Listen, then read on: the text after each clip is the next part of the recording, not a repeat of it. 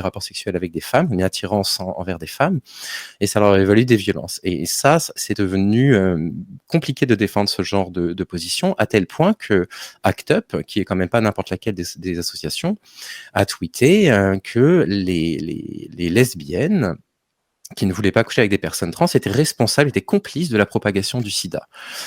Quand on a demandé au porte-parole de s'exprimer sur ce sujet-là, il a expliqué que les lesbiennes qui ne voulaient pas coucher avec des trans forçaient les personnes trans, les hommes, à coucher entre eux, que c'était la voie de propagation principale du sida, et donc c'était pas de leur part de leur faute si le sida se propageait. Et quand j'ai dénoncé ça comme faisant partie pour moi intégrante de la culture du viol, on m'a aussi accusé de propos transphobes. Oui, Audrey ?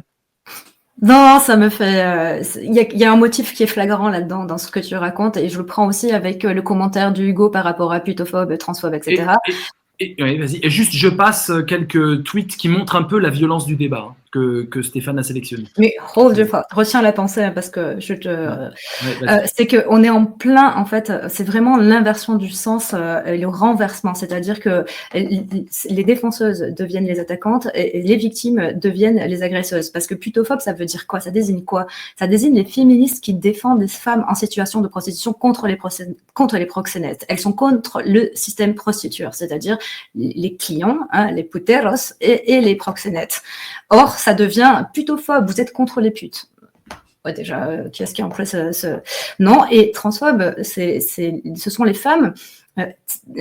avec putophobe, SWERF, Sex Worker Exclusionary Radical Feminist. Donc non, elles n'excluent pas les femmes prostituées, au contraire, c'est l'inverse, elles essaient de les aider.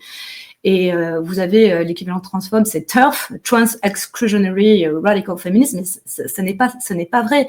Les féministes radicales n'excluent pas les personnes trans, d'autant qu'elles considèrent que les femmes transidentifiées, donc les trans men, les femmes transidentifiées, les accueillent aussi dans leur détransition, parce qu'elles existent. Alors ça, ensuite... Les transactivistes disent mais c'est que c'était pas des vrais trans, donc il y a le vrai trans et il y a le faux trans en fait. Voilà. Le vrai trans, alors bon, on a toutes sortes de